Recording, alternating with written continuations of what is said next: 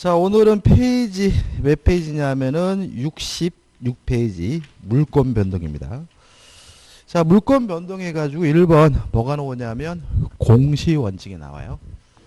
자, 좀 생각을 해보면은 공시라는 말은 뭐냐면 대외적으로 보여주는 것, 밝히는 걸 우리가 공시라고 합니다. 공시 뭐 의사 일정을 공시했습니다. 이런 말을 쓰잖아요.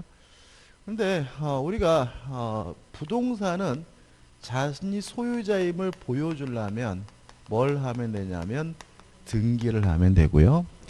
동사는 자기가 권리자임을 보여주려면 뭘 하면 되냐면 점유를 하면 되는 거죠. 그러면 결국은 부동산의 등기나 동산의 점유는 자신이 권리자임을 대외적으로 보여주는 방법이니까 이걸 우리가 뭐라 그러죠? 공시 방법이라고 하는 거죠. 자, 그 다음에 이렇게 부동산은 등기, 동산은 점유하면 자신이 권리자임을 대외적으로 보여주게 되는데 이걸 뭐라 그러냐면 공시의 원칙이라고 해요. 조심할 것은 가끔 책에 물권이 변동되려면 등기해야 되는 게 공시원칙이다 이렇게 써있는 책인데 그건 아니에요. 그러니까 그게 아니라 자신이 권리자임을 대외적으로 물권이 변동됐다는 사실을 대외적으로 보여주는 걸 우리가 공시원칙이라고 하고요. 이 공시원칙이 두 가지가 있죠. 교재에 나와 있죠. 형식주의, 그 다음에 의사주의 이렇게 나와 있어요. 자, 형식주의는 우리 민법에 채택하고 있고요. 의사주의는 프랑스 민법이 채택하고 있는데 프랑스를 신경 쓸 필요가 없고요. 일본 놈들이 채택하고 있다. 자, 일본 놈들이. 자, 형식주의는 우리 민법인데 자, 이런 문제입니다. 갑이라는 사람이 A라는 건물을 가지고 있는데 을과 만나서 매매 계약을 했어요. 그래도 아직 을에게는 뭐가 없는 거죠? 소유권이 없는 거죠. 그러면 을의 입장에서 소유권을 취득하려면 갑으로부터 뭘 받아야 돼요? 이전 등기. 다시 말하면 이전 등기라는 특별한 형식을 갖춰야지만 소유권을 취득한다. 그래서 이걸 우리가 형식주의라고 하는 거죠. 다시 말하면 이전 등기를 해야 소유권을 갖는다. 등기라는 특별한 형식을 갖추어야 소유권을 갖는다. 형식주의고요. 그 다음에 이걸 우리가 다른 말로 하면 뭐라 그러냐면 성립요건주의라고 해요. 자, 왜 그러냐면 갑에서 을로 소유권이 넘어오려면 물권 변동이 성립되려면 뭘 해야 되죠? 등기를 해야죠. 그러면 물권이 변동되려면 물권이 성립되려면 등기가 필요하다. 그래서 이거 우리가 성립요건주의라고 하는 거죠. 근데 의사주의는 좀 다르다는 거죠. 갑이 A라는 건물을 가지고 있는데 을과 만나가지고요 매매 계약을 했어요. 그 을이 갑에게 대금을 다 지급했더니 갑이 을에게 뭐라 그러냐면 이제부터 이 건물은 네 거래요. 다시 말하면 갑에서 을로 소유권을 넘겨준다는 의사의 합치만 있으면 이전 등기를 하지 않더라도 소유권을 갖게 되는데 이거 우리가 의사주의라고 하는 거거든요. 근데 좀 생각해 볼 것은 뭐냐면 그러면 을은 자기 앞으로 등기하지 않아도 소유권을 가져요. 그럼 뭐하러 등기하느냐? 이 상태에서 을에게 소유권이 있긴 하지만 갑이 또다시 건물을 병에게 팔아먹고 병에게 이전 등기를 해줘 버리면 을은 자신의 소유권을 가지고 을에게 뭐 하지 못하냐면 대항하지를 못해요. 따라서 을이 등기하는 이유는 소유권을 취득하려고 등기하는 것이 아니라 제3자에게 대항하기 위해서 등기하는 거다. 이거 우리가 대항요건주의라고 하는 거죠. 자, 그럼 생각해 보시면 자, 일단 의사주의도 공시원칙이 관철되어 있는 거죠. 다시 말하면 을이 자신의 소유권을 가지고 병에게 주장하려면 병에게 보여주려면 자기 앞으로 뭘 해야 돼요? 등기를 해야 되는 거니까 이 의사주의도 공시원칙이 관절되어 있고요. 그 다음에 또 하나 생각해 볼 것은 뭐냐면 일반적으로 의사주의는 공신의 원칙을 채택하게 돼요. 왜 그러냐 보세요. 지금 을이 갑과 매매 계약을 하고 대금을 지급하면 의사의 합치만 있으면 소유권을 갖잖아요. 그러면 갑 앞에 이루어진 등기는 무효죠. 그죠? 근데 갑이 병과 매매 계약을 하고 이전 등기라면 을이 자신의 소유권을 가지고 병에게 뭐 하지 못해요? 대항하지 못하고 오히려 누가 보호가 되죠? 병. 다시 말하면 무효인 등기를 믿고 거래한 병을 뭐 하게 돼요? 보호하게 되니까 일반적으로 의사주의는 무엇과 결합하게 돼요? 공신의 원칙과 결합하게 돼요. 근데 형식주의는 공신의 원칙을 채택할 수도 있고 안 할 수도 있는 거예요. 그래서 우측에 보시면 공신 원칙이 나오는데 개념 뭐예요? 부동산은 등기, 동사는 점유와 같은 공지 방법을 신뢰하고 믿고 거래한 사람을 보호해 주는 것을 우리가 공신의 원칙이라고 하고요. 자, 우리 민법은요. 부동산 등기에 대해서는 공신의 원칙을 인정하지 않는다. 따라서 우리 민법은 원칙적으로 무효인 등기를 믿고 거래한 사람 뭐 받지 못해요? 보호받지 못하고요. 다만 부동산 점유에 대해서는 공신의 원칙을 인정한다. 이 부분은 시험법이가 아닐 수가 있기 때문에 그냥 부동산 점유에 대해서는 공신의 원칙을 인정하지만 부동산 등기에 대해서는 공신의 원칙을 인정하지 않는다는 것까지 결론을 기억하시면 되겠죠. 그 다음에 3번에서 물권행위죠. 자, 개념 저번했습니다. 물권을 변동시키는 법률행위를 우리가 뭐죠? 물권행위라고 한다. 끝이죠. 그 다음 4번 법률 규정에 의한 물권 변동이 나오는데 여기서 좀 정리를 해야 돼요. 자, 여기서부터 이제 시험에 반드시 나오는데 잘 정리를 하셔야 돼요. 부동산에 대한 물권 변동입니다. 자, 일단 우리 민법 186조가 뭐라고 하고 있냐면 법률 행위에 의해서 물권이 변동되려면 등기를 해야 한다라고 규정하고 있고요. 결국은 등기를 해야 소유권을 취득하니까 이게 뭐죠? 형식주의인 거죠. 근데 항상 그런 것은 아니고요. 두 번째, 법률 규정이죠. 법률 규정에 의해서 물권이 변동될 때는 등기할 필요가 없어요. 그럼 여기서 이제 뭘 캐치하셔야 되냐면 법률 행위에 의해서 물권이 변동된다는 말은 계약과 단독행위에 의해서 물권이 변동될 때는 등기를 해야 된다는 얘기고요. 법률 규정이라는 말은 결국은 법률 행위가 아니라는 얘기고요. 따라서 계약도 아니고 단독행위도 아닌 다른 사유로 물권이 변동될 때는 뭐 할 필요 없는 거죠? 등기할 필요가 없는 거죠. 자, 그럼 여기서 이제 가장 중요한 것은 교재 쭉 날리는 이거 외우시면 안 돼요? 외워봤자 의미가 없어. 그러니까 이거는 뭐예요? 이해하는 건데. 자, 우리가 이런 거죠. 자, 저당권을 포기했어요. 저당권을 포기했다는 이유로 저당권이 소멸되려면 말소 등기를 해야 될까요? 할 필요가 없을까요? 해야 되는 거죠. 왜냐하면 저당권의 포기는 상대방 있는 단독행위. 단독행위에 한 물권 변동은 뭘 해야 돼요? 등기를 해야 되는 거죠. 자, 공유 지분을 포기했어요. 공유 지분을 포기했다는 이유로 다른 공유자에게 지분의 비율로 흡수되려면 등기를 해야 될까요? 할 필요가 없을까요? 공유 지분의 포기. 해야 되겠죠? 왜요? 공유 지분의 포기는 단독행위니까요. 이해되시죠? 그죠? 근데 이것도 굉장히 다 틀리죠. 그러니까 뭔지 모를 무언가를 막 외워제끼고 나서 그냥 내가 외운 게 아니면 다 틀려버리면 이렇게 하면 안 되고 크게 기억하는 겁니다. 계약과 단독행위. 특히 단독행위. 포기에 의한 물권 변동은 단독행위에 의한 물권 변동, 법률행위에 의한 물권 변동이니까 뭘 해야 돼요? 등기를 해야 되는 거죠. 그 다음에 세 번째로 판결이죠. 판결은 이행 판결과 형성 판결, 확인 판결이 있는데 확인 판결은 물권 변동 자체가 일어나지 않으니까 신경 쓸 필요가 없고요. 이행 판결은 실질적으로 법률행위에 의한 물권 변동이니까 등기를 해야 되고 형성권에 의한 판결인 형성 판결은 등기하지 않아도 물권이 변동된다. 꼭 기억해 두셔야 되고요. 그 다음에 네 번째로 재단법인 설립행위입니다. 자, 재단법인 설립행위의 법적 성질은 상대방 없는 단독행위예요. 그러면 우리 민법 186조에 따르면 등기를 해야 되는데 우리 민법 48조가 특별 규정을 두고 있기 때문에 조금 문제가 있어요. 그래서 우리 판례는 이 재단법인 설립행위에 대해서는 마치 의사주의처럼 해결하고 있다라고 기억하시면 돼요. 실제로 우리가 이거는 우리가 공시법에서는 모르지만 민법에서는 시험을 거의 내지 않는 부분이거든요. 근데 요걸 설명드리는 이유는 요것 때문이에요.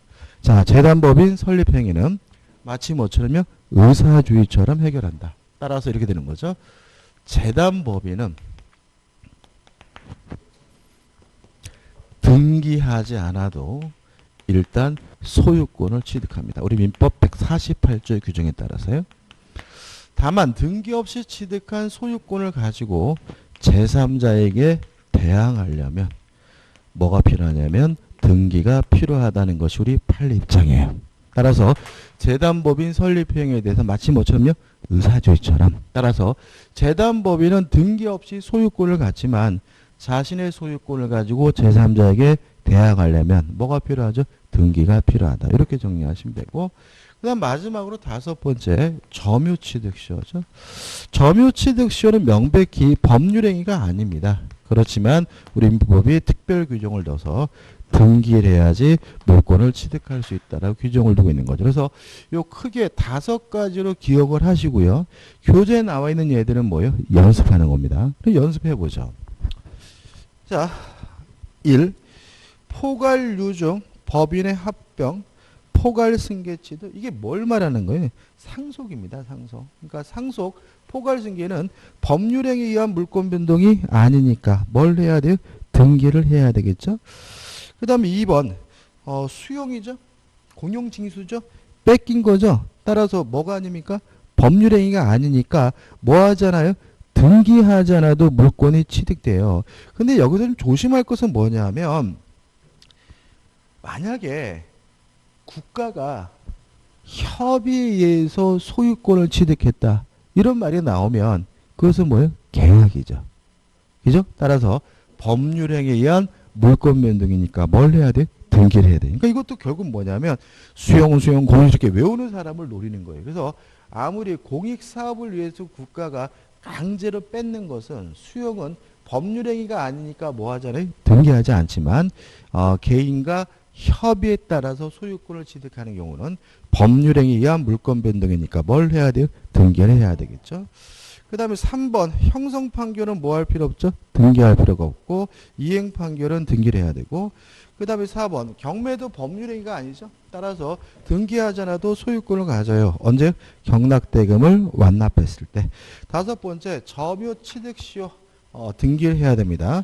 근데 다시 한번 말씀드리지만 요거를 기억하실 때 가장 중요한 건 뭐예요? 2가지예요. 실제로 우리가 공인중개사 시험에서 다음 중 등기해야 되는 경우는 물어보면 뭘 찾으면 돼? 계약을 찾으면 되는 거야. 근데 이 뭔지 모를 무언가를 외워 제껴버리면 쉬운데도 불구하고 뭐 할 수 있어요? 틀릴 수가 있으니까 요 2가지가 가장 큰 틀이라는 거 잊지 마시기 바랍니다. 자, 그 다음에 넘겨보시면 미등기 매수인에 뭐가 나오죠? 법적 지위가 나오죠. 자, 한번 생각해보죠. 갑이 소유하고 있는 A 건물을요. 을과 만나가지고 매매 계약을 하고 갑이 을에게 임도를 해줘서 요 매수인 을이 점유는 하고 있는데 자기 앞으로 등기는 안 했어요. 여기서 우리가 좀 생각해 볼 것은 첫째, 을에게는 뭐가 없습니까? 소유권이 없는 거죠. 왜냐하면 매매, 법률행위에 의한 물권 변동을 통해서 소유권을 취득하려면 뭘 해야 돼요? 등기를 해야죠. 다만 을은 이전 등기해달라고 요구할 수 있는 뭐가 있어요? 등기 청구권이 있어요. 이 등기 청구권은 물권적 청구권이 아니라 채권적 청구권이겠죠. 왜요? 소유권이 없으니까요. 따라서 소멸시효에 걸려야 됩니다. 자, 우리가 채권과 용익물권은 뭐에 걸리죠? 소멸시효에 걸려요. 그 다음에 소멸시효의 개념이 뭐였어요? 권리를 행사하지 않고 방치하면 권리가 없어지는 게 뭐죠? 소멸시효잖아요. 자, 근데 우리 판례에 따른다면 채권적 청구권이지만 요 을이 점유를 계속하고 있다면 소멸시효 걸리지 않는데요. 왜냐하면 매수인이 점유를 계속하고 있는 것은 자신의 권리를 대외적으로 계속 뭐하고 있어요? 행사하고 있는 거니까요. 그러니까 소멸시 권리라면 권리를 행사하지 않고 뭐예요? 방치해야 되는데 매수인이 인도받아서 점유하고 있다면 자신의 권리를 계속해서 뭐하고 있는 거죠? 행사하고 있는 거니까 점유를 계속하는 한 소멸시 권리지 않아요. 자, 근데 또 생각해 볼 것은 을이 이 부동산을 병과 만나가지고 매매 계약을 하고 인도를 해줬어요. 그럼 을은 뭐 하게 되죠? 점유를 상실하겠죠? 자, 우리 판례에 따른다면 점유를 계속하는 것만 권리 행사냐? 적극적으로 권리를 팔아먹는 것도 일종의 뭐예요? 권리 행사라는 거예요. 따라서 을이 권리를 적극적으로 처분했다는 이유로 점유를 상실한 경우에도 뭐에 걸리지 않습니까? 소멸시 걸리지 않는다는 것이 우리 판례 입장인 거죠. 그 다음 또 생각해 볼 것은 그래도 을도 소유자가 아니고 병도 소유자가 아니고 누가 소유자죠? 갑이 소유자인 거죠. 따라 갑은 제3자에게 자신의 소유권을 이유로 방해, 배제를 청구할 수 있는데 조심할 것은 갑은 을에게 반환을 청구할 수가 없고요. 병에게 반환을 청구할 수가 없다. 이유는 뭐죠? 금반환의 원칙이죠. 지가 스스로 팔아놓고요. 스스로 인도해 준 후에 이전에 내 거니까 돌려달라고 요구하는 것은 명백히 뭐죠? 반대되는 언행이다. 따라서 갑이 여전히 법적인 소유자라 하더라도 양수인인 을에게도 반환 청구할 수 없고 전득자인 병에게도 뭐 할 수 없죠? 반환을 청구할 수가 없다까지 기억해 두시면 되겠죠. 자, 그 다음에 이제 6번 시효취득자 승계의 지위인데 여기서 안 볼 겁니다. 이거는 뭐예요? 시효취득할 때 볼 거예요. 그 다음 우측에 보시면 뭐가 나오죠? 부동산 등기죠. 자, 한번 생각해 보면 부동산 우리는 물권 변동에 있어서 형식주를 취하기 때문에 등기를 하게 되면 뭐가 일어납니까? 물권이 변동되죠. 이렇게 물권을 변동시키는 등기를 우리가 본등기라고 하고요. 등기를 해봤자 물권이 변동되지 않는 등기를 우리가 가등기라고 해요. 근데 이 가등기를 우리가 좀 정확하게 말하면 이렇게 되죠. 청구권 보전의 가등기입니다. 자, 첫 번째 우리가 생각해 볼 것은 이 청구권은 채권적 청구권만을 의미한다. 물권적 청구권을 보존하기 위한 가등기는 허용되지 않는다. 꼭 기억해 두셔야 돼요. 자, 왜 그러냐면 물권적 청구권이 있다면 이미 그 사람에게 뭐가 있어요? 물권이 있다는 얘기잖아요. 물권이 있는데 굳이 그 사람에게 가등기를 인정해 줄 필요는 없는 거죠. 따라서 청구권 보존의 가등기는 항상 뭐만을 말해요? 채권적 청구권만을 말하는 거죠. 그럼 이런 식의 질문이 나는 거죠. 청구권 보존의 가등기에서 요 청구권은 소멸시효에 걸린다. 그럼 뭐죠? 맞는 질문이고. 왜? 채권적 청구니까. 청구권 보존의 가등기에서 청구권은 소멸시효에 걸리지 않는다. 그럼 뭐죠? X다. 왜냐하면 이 청구권은 항상 무엇만을 말해요? 채권적 청구권만을 말하기 때문에요. 자, 그 다음에 기억할 거 많지 않습니다. 첫째, 가등기 자체만으로는 아무런 효과가 없어요. 아무런 효과가 없다는 말은 가등기 자체만으로는 물권이 변동되지를 않고요. 가등기 자체만으로는 추정력도 인정되지 않고요. 가등기 자체만으로는 어떠한 청구권도 인정되지 않습니다. 다시 말하면 가등기 자체만으로는 아무런 효과가 없다라는 거 꼭 기억해 두셔야 되고요. 다만 나중에 가등기에 기해서 본등기를 하면 이때 가등기가 뭘 해주냐면 순위를 보존해 준다. 이렇게 순위를 보존해 주기 때문에 첫째, 후순위 걸리는 순위가 보존되니까 등기관이 직권으로 말소하게 되고요. 또 후순위 권리는 직권으로 말소가 되니까 가등기에 기한 본등기 청구의 상대방은 현재의 소유자가 아니라 가등기 당시 소유자다. 왜냐하면 어차피 현재의 소유자의 본등기는 직권으로 뭐가 돼요? 말소가 되니까요. 근데 여기서 항상 잊지 말아야 될 게 있어요. 시험에 항상 문제가 되는 것은 뭐냐면 물권 취득 시기죠. 물권을 취득한 시점은 언제입니까? 본등기한 때. 그죠? 물권 취득 시기는 본등기한 때다. 따라서 가등기가 뭐만 해줄 뿐이에요? 순위만 보존해줄 뿐이지 물권 취득 시기를 뭐 하잖아요? 소급시키지는 않아요. 따라서 본등기한 때 물권을 취득하게 된다는 거 잊지 마시기 바랍니다. 그 다음 교재 굉장히 복잡하게 나왔는데 뭐 다른 거 의미 없어요. 뭐 가등기에 기한 가등기 가능할 수 있다. 또 가등기도 뭐죠? 이전할 수 있다. 그러니까 우리가 실제로 아마 공시법 시간에 소유권의 이전 등기는 주등기, 소유권 이외의 권리 이전 등기는 부기 등기죠. 그래서 가등기도 부기 등기 방식으로 이전할 수 있다. 뭐 이 정도거든요. 뭐 가처분할 수 있다 이런 건 의미가 없고. 그래서 이렇게만 깔끔하게 정리하시면 끝인 거죠. 교재는 안 보겠습니다. 자, 넘기셔가지고 이제 교재 2번에서 등기 충원권이 나오죠. 이것도 안 볼 거예요. 자, 왜냐하면 자, 저번 주 우리가 물권으로부터 발생하는 청구권이 뭐예요? 물권의 청구권. 채권으로부터 발생하는 청구권이 뭐예요? 채권의 청구권. 따라서 물권이 있는 사람이 청구하면 물권의 청구권이잖아요. 따라서 이 등기 청구권이 물권의 청구권이냐 채권 청구권이냐 문제는 물권이 있느냐 없느냐 문제다. 물권이 있는 사람이 청구하고 있다면 그 사람의 등기 청구권은 뭐죠? 물권의 청구권이고 그죠? 물권이 없는 사람이 청구하면 그 사람의 청구권은 뭐죠? 채권 청구권이에요. 끝이. 교재를 한번 읽어보시되 큰 의미 없죠. 근데 우측 하단에 보시면 등기 유효권에서 형식적 유효권 해가지고 하단에 2번에서 이중 보존 등기가 나오는데 이 이중 보존 등기에 대해서는 공시법 시간에서는 자세히 배우겠지만 우리는 민법 시간에는 간단해요. 선 보존 등기가 유효하고 후 보존 등기는 무효다. 실제로 판례 같은 거 보면 좀 복잡하게 나와 있는데 누가 진정한 권리자인지는 따지지 않고요. 먼저 만들어진 보존 등기가 유효하고 후 보존 등기 무효입니다. 그 다음에 뭐 등기 명의가 같다 다르다 그런 거 뭐 할 필요 없어요. 구별할 필요 없어요. 민법은 그냥 선 보존 등기가 유효하고 후 보존 등기 무효고요. 다만 주의하실 것은 무효인 후 보존 등기를 기반으로 해서 등기부 취득 시할 수가 없다. 이거예요.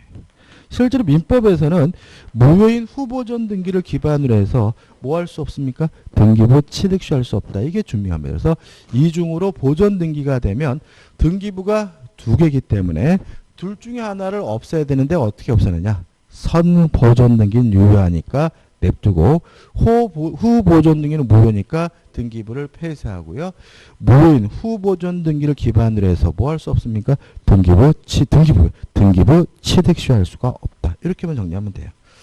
그 다음에 넘겨보시면 실질적 유효권에서 내용적 불합치가 나와 있는데 아무 의미 없죠. 이거는 결국은 공시법에 나올 거고 우리는 뭐죠?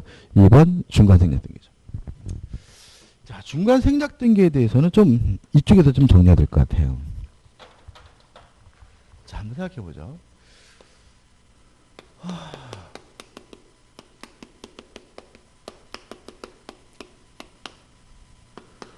첫째, 원칙적으로 유효해요. 그죠? 근데 유효한 이유를 꼭 기억해 두셔야 되는데 첫째, 중간 생략 등기를 금지하고 있는 부동산 등기 특별 조치법은 단속 규정이다. 따라서 하다 걸리면 뭔 받아요? 처벌은 받지만 등기 자체는 뭐죠? 유효하고요. 두 번째는 중간 생략 등기 왜 하죠? 세금 안 내려고 하는 거죠. 세금 회피는 인간 본성의 발언이니까 뭐 하지 않죠? 반사회적이지 않다. 이것도 시험이 잘 나와요. 따라서 반사회적이지도 않고 이것을 금지하고 있는 부동산 등기 특별조치법은 단속 규정이기 때문에 무효가 아니라 뭐죠? 유효한 거죠. 그런데 이것이 항상 유효한 것은 아니고 예외적으로 무효인 경우가 있다. 어디죠? 토지거래 허가죠. 토지거래 허가 구역 내에서 중간 생략 등기가 이루어졌다면 허가를 안 받았든 받았든 따지지 않고 뭐가 돼요? 무효가 된다. 그 다음 세 번째로 아직 등기가 안 돼 있는 상태예요. 자, 왜 여기서 정리했냐면 우리가 최근 출제 경영은 중간 생략 등기하고 요구하고 결합시켜요. 왜 그러냐면 지금 갑이 을에게 팔고 인도만 해주고 등기를 안 해줬고 을이 병에게 팔고 인도만 해줬고 등기를 안 해줬는데 갑에서 병으로 직접 등기가 이루어졌다면 여기 뭐 중간생 등기잖아요. 그래서 등기를 갖추지 않은 매수인의 법적 지위와 중간 생략 등기를 같이 결합시키고요. 아직 지금 등기가 안 돼 있는 상태라면 병은 어떻게 해야 돼요? 원칙. 을을 중간자를 대위해서 등기를 청구해야 되는 것이 원칙인 거죠. 그죠? 다시 말하면 병은 을과 만나서 매매 계약을 하고 대금을 지급했다면 이전 등기에 달려 요구할 수 있는 뭐만요? 채권만 있는 상태니까 을에게만 주장할 수 있겠죠? 갑에게는 주장할 수 없죠. 따라서 을을 어떻게 해요? 대위해서 이전 등기시킨 후 이전 등기 받아야 되는 것이 원칙인데 꼭 그래야 되느냐 문제에 대해서 우리 판례는 전원의 합의가 존재한다면 그때는 직접 청구도 가능하다는 거죠. 다시 말하면 갑을 병 모두가 합의를 했다면 이때 병은 을을 대의하지도 않고 갑에게 직접 이전 등기해달라고도 뭐 할 수 있어요? 청구할 수 있어요. 근데 여기서 좀 조심할 것은 뭐냐면 같은 말인데 전원의 합의에서 최초 양도인인 갑의 동의는 필수예요. 왜 그러냐면 중간 생략 등기가 이루어지게 되면 갑이 피해를 봐요. 그죠? 예를 들어가지고 갑이 과거에 1억에 산 땅을 을에게 1억 5천에 팔았고 을이 병에게 2억에 팔았거든요. 근데 중간 생략 등기가 이루어지게 되면 갑이 1억에 사서 2억에 판 거로 돼버리기 때문에 이 갑에게 뭐가요? 세금이 엄청 많이 나와요. 그래서 갑이 반드시 뭘 해야 돼요? 동의를 해야 된다. 그래서 갑이 어떤 형태든 거부하고 있다면 병은 갑에게 직접 이전 등기해달라고 청구할 수 없다. 다시 말하면 전원의 합의가 필수인데 전원의 합의가 필요한데 최초 양도인의 동의는 필수다. 그래서 어떤 형태든 최초 양도인이 뭐하고 있어요? 거부하고 있다면 직접 이전 등기해달라고 뭐하지 못해요? 청구하지 못한다는 거 기억해 두시기 바라고 두 가지는 같이 정리해 두시는 것이 좋습니다. 끝이죠. 그 다음에 우측에 보시면 5번 해가지고 등기 추정력이 나옵니다. 이것도요 잘 정리하셔야 돼요. 이 교재도 나와 있는 내용은 뭐죠? 정리를 깔끔하게 한 후에 보자고요. 그죠? 자, 왜 이걸 잘 정리해야 되냐면 이 추정력에 대해서 또 이것도 막 개별적으로 막 찢어발기해서 막 외워버리면은 문제 풀 때 또 풀지를 못해요.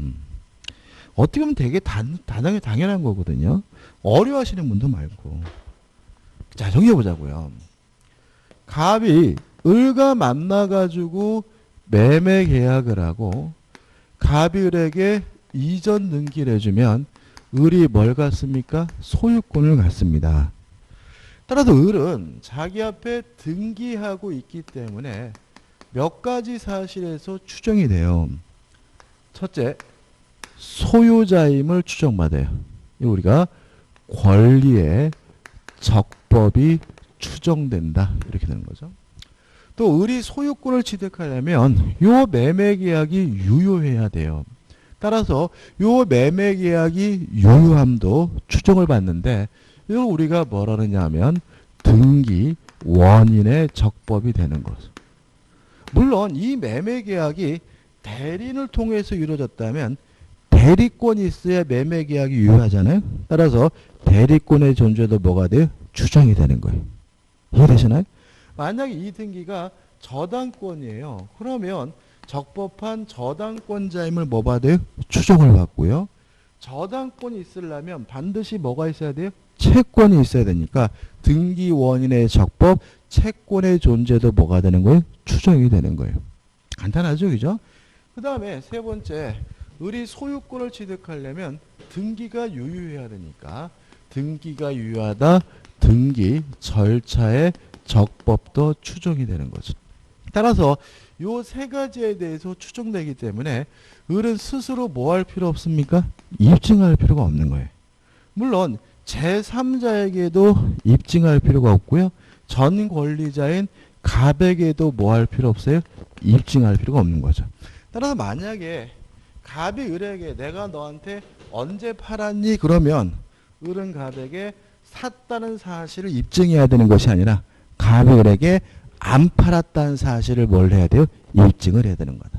제3자 병이 야 인마 그게 네 거냐 내 거지라고 지랄거리면 을은 병에게 자신이 소유자임을 입증해야 되는 것이 아니라 병이 갑의 소유가 아니면 뭘 해야 돼요? 입증을 해야 된다는 거죠. 그래서 세 가지가 추정이 되는 거예요. 근데 여기서 좀 조심할 것은 이러한 추정이 항상 유지가 되는 것은 아니고 추정이 깨지는 경우가 있어요. 근데 여기서 좀 조심할 것은 뭐냐 하면 가끔 추정이 깨졌으니까 그 등기는 무효겠구나 이렇게 생각하시는 분들 이것도 만만의 콩떡인 거죠. 왜냐하면 추정받는다는 말은 스스로 뭐 할 필요 없어요? 입증할 필요가 없다는 얘기니까 추정이 깨졌다는 말은 당장 그 등기가 무효란 얘기가 아니에요.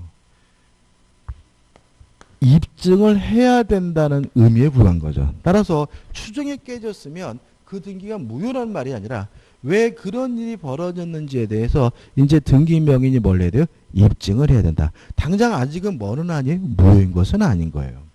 그럼 언제 추정이 깨지느냐? 첫째, 반증이 존재하며 추정이 깨진다. 갑이요, 을의 소유가 아님을 입증했어요. 을이 가지고 있는 매매계약서가 위조됐다는 사실이 입증이 됐어요. 그럼 뭐예요? 반증이 있는 거니까 을의 추정은 뭐가 돼요? 깨지고요. 또 병이 을의 소유가 아니라는 사실을 입증했어요. 을의 것이 아니라 개똥이 거란 사실을 입증하면 반증이 존재하기 때문에 추정이 뭐가 되는 거죠? 깨지는 거죠. 이게 너무나 당연한 거예요. 근데 우리가 따로 기억할 것은 두 번째인데 사망한 사람 허무인으로부터 이전 등기가 이루어지면 아마 공시법 시간에 배우셨겠지만 일단 등기는 유효한 거예요. 다만 추정은 뭐죠? 깨진다. 따라서 왜 그런 일이 발생했는지에 대해서 우리 적극적으로 뭘 해야 돼요? 입증을 해야 된다. 두 번째, 보존 등기 전이죠. 보존 등기 전에 소유자가 존재했어요. 이거 우리가 뭐라 그러죠? 모두 생략 등기라고 하는 겁니다. 보시면 갑이라는 사람이 건물을 신축을 했죠. 건물을 신축하는 것은 법률행위가 아니잖아요. 사실행위잖아요. 따라서 신축자는 등기 없이 뭘 갖게 돼요? 소유권을 갖게 되는데 신축을 한 후에 갑이 이 건물을 을에게 팔았어요. 그럼 FM은 자기 앞으로 보존 등기를 한 후 이전 등기해 줘야 되는 것이 FM인데 그래봤자 갑에게 뭐가 나와요? 세금만 나오거든요. 그래서 갑이 직접 을 앞으로 보존 등기를 해줬으면 이거는 중간이 생략된 것이 아니라 맨 앞대가리가 생략됐기 때문에 모두가 앞대가리예요. 앞대가리 생략 등기에서 뭐죠? 모두 생략 등기고요. 이 등기는 일단은 뭐죠? 유효한 겁니다. 다만 보존 등기 전에 소유자가 존재하고 있기 때문에 추정은 뭐가 돼요? 깨져요. 따라서 갑이 그 사실을 부정하게 되면 을의 등기는 추정받고 있지 않기 때문에 을은 왜 그런 일이 발생했는지에 대해서 적극적으로 뭘 해줘야 돼? 입증을 해야 되는 거죠. 이해되시죠? 이거 잘 정리하셔야 돼요. 안 그러면 모두 생략 등기가 유효인데 왜 또 추정이 깨지고 지랄해. 이래버리면 뭐 이거 막 헷갈리는 거예요. 그죠? 중기는 뭐예요? 유효합니다. 다만 추정은 뭐죠? 깨지기 때문에 왜 그런 일이 발생했는지에 대해서 뭘 해야 돼요? 입증을 해야 돼요.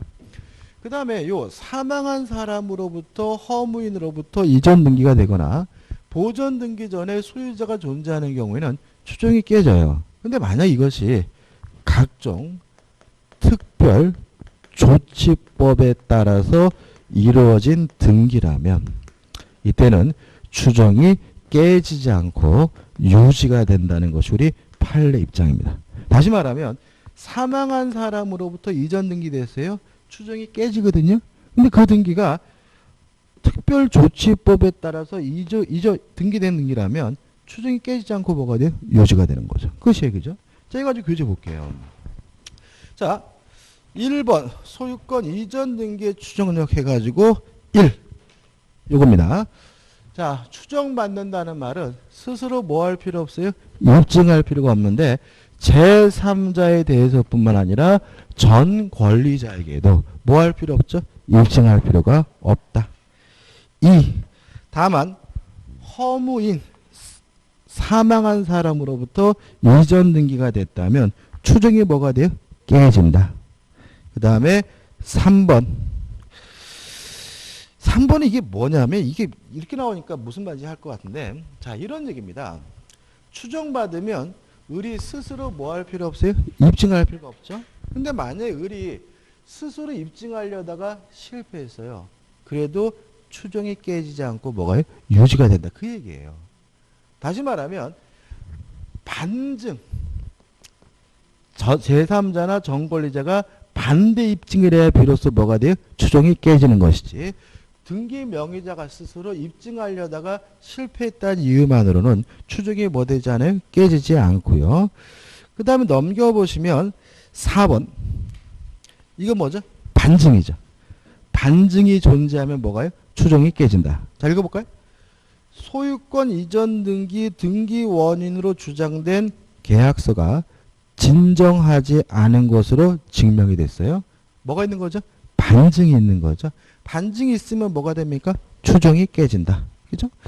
그 다음에 5번 소유권 이전 등기 경료되면 대리권에 준 추정된다. 이렇게 기억하면 안 되겠죠? 어떻게 기억하자고요? 등기 원인의 적법이 뭐죠? 추정된다. 따라서 매매가 유효하면 뭐가 돼요? 추정되고 매매 계약이 대리를 통해서 이루어졌다면 대리권의 존재도 뭐죠? 추정된다. 6번은 의미가 없죠. 그 다음에 2번 해가지고 소유권 보존인데 복잡하게 나오는데 이거죠. 보존 등기 전에 소유자가 존재하는 경우는 추정이 뭐가 돼요? 깨진다. 무슨 말 아시겠어요? 한번 읽어볼까요? 자 이렇게 됐잖아요. 밑에 줄. 보존 등기가 원시 취득에 의한 것이 아니라는 것이 입증됐어요. 그 말은 뭐예요? 보존 등기 전에 뭐가 있다는 얘기예요? 소유자가 있다는 거죠. 즉 건물을 신축한 자가 따로 있거나 토지를 사정받은 자. 이 토지를 사정받았다는 말은 국가로부터 뭐죠? 부여받았다는 얘기거든요. 이게 다 뭐예요? 원시제죠. 토지를 사정받은 자가 따로 있다는 말은 보존 등기 전에 뭐가 있다는 얘기예요? 소유자가 있다는 얘기니까요. 추정이 뭐가 돼요? 깨지고 이걸 항상 뭐하고 같이 기억해 두시라고요? 모두 생략 등기. 그죠? 모두 생략 등기는 뭐라고요? 유효다. 다만 보존 등기 전에 뭐가 있습니까? 소유자가 존재하는 경우니까 추정이 깨진다는 거 꼭 기억해 두시기 바랍니다. 그 다음에 3번 해가지고 복잡하게 나와 있는데 그냥 간단하게 기억하시면 결론만. 그죠? 자, 이런 사유가 있더라도 무엇에 따라서요? 특별조치법에 따라서 등기가 이루어지면 그때는 뭐죠? 추정이 유지가 되고요. 또 조심할 것은 이 앞에 붙는 말이 교재에 나와 있는 거 이게 아니에요. 다양합니다. 제가 이렇게 쓰는 이유가 뭐 농지 소유권 이전에 관한 특별조치법, 뭐 주택 소유권 이전 특별 해가지고 종류는 대단히 뭐예요? 다양해요. 이거 한시법이고 굉장히 법이 많아요. 그래서 그냥 각종 특별조치법 이렇게 기억하시기 바라고 그 다음에 마지막으로 4번 이거죠. 가등기 자체만으로는 아무런 효과가 없으니까 가등기를 했더라도 뭐가요? 추정력이 인정되지 않는다는 것까지 같이 기억해 두시면 되겠죠. 여기까지고요. 좀 쉬었다가 혼동을 보도록 하도록 하겠습니다.